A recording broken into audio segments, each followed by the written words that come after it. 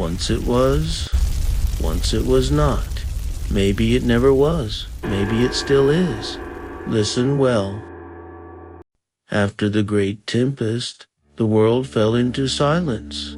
The noise faded because humans had faded. A population that once neared 300,000 collapsed below 100,000 under hunger, cold, drought, tribal wars, and the endless struggle with the shadow folk driven into the mountains. The jinn were gone completely extinct, their teachings forgotten, their names dissolved into myths, tales, and half-remembered sayings. Knowledge that once came from the heavens had fractured into stories and distorted memories. People felt like they remembered something, but not what they remembered. Dumuzid watched this collapse and made his decision. Let this generation forget. The heavy truth broke them. From now on, we shepherd the knowledge as well. So he ordered Prometheus to gather 600 people, curious, intelligent, calm-spirited, strong in character. Prometheus crossed continents, selecting the best from each tribe. 600 were brought, half were eliminated, 300 remained. These 300 would be the seeds of the future. Before returning to their villages, every single one of them experienced the same strange event, a flash of light, a breath of darkness, opening their eyes in another place, and then returning to where they stood.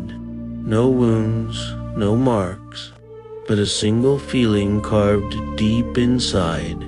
I have been chosen. Their villages saw it too. Something in their eyes had changed. They were whispered about, touched, marked, cleansed, star-seen. This was the birth of the shamanic aura. These chosen ones were then placed across the world. River sources, stone ridges, wine-shielded slopes, shadowed paths of migrating animals, and old stable hills far from fault lines. Each one became the quiet wisdom of a new village. The teaching was not a talking fire. That myth came much later. In truth, Prometheus used nanotech invisibility to slip beside the shamans at night. A shadow nudged, a brief flare of flame, a guided curl of smoke, a pinch of ash falling by accident on a wound, a stone rolling in the wind. The shaman believed it was a sign. Prometheus was simply teaching, and the teachings were simple appropriate for that age. Ash cleans wounds. Eat what the birds eat. They avoid poison. Hide seeds in the stone's cold shadow. Morning smoke predicts rain. Where water does not move, life does not grow. These small gestures reshaped the tribes. Respect for fire, reading smoke, healing with ash, stone stacking, and the first altars. People invented the altars themselves. Fear of the unknown demands a ritual. Dumuzid set only one rule: do not approach the temples. Watch from afar. The strangest mystery of that era was dreams. Humans dreamed. The Fire-Anunn did not. The old shadow species did not. Even Prometheus could not understand. It must be an evolutionary flaw, he thought.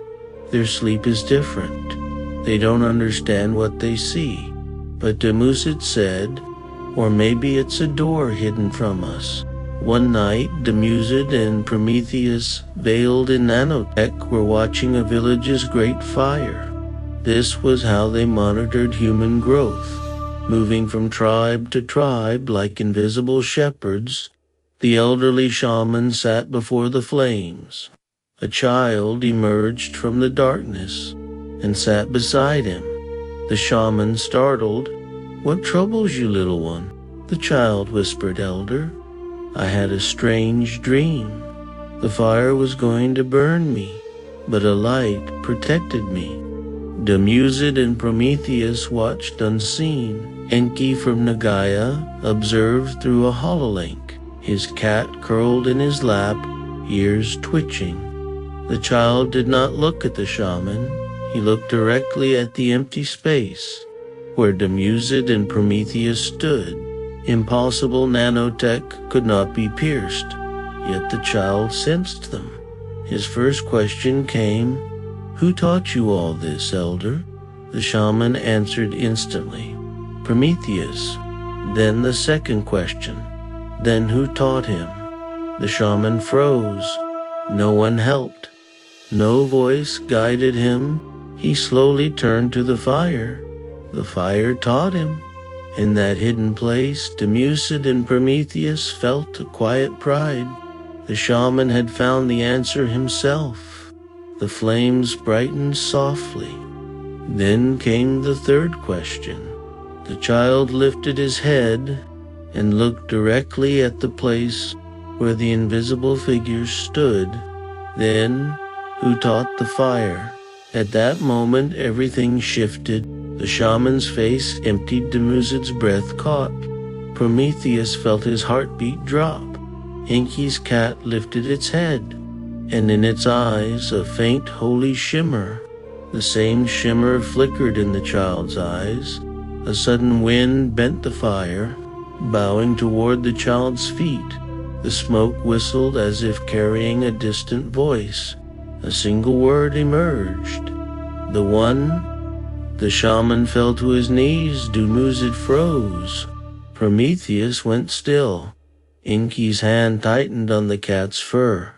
The child smiled. "The one who owns the light, and the fire too." Then he rose and walked into the darkness. The cat rumbled softly, and the fire returned to its calm rhythm. A long silence followed. Dumuzid finally spoke. "This species will surpass us." Prometheus replied, "Perhaps that was always the intent." Enki whispered, "I had forgotten how ancient that feeling is." None of them knew the answer. Was it coincidence or truly the One? From that night onward, the language of the teaching changed. Fire was no longer just a tool. Fire remembered. The flame fades, but the myths never end. One bite, one myth.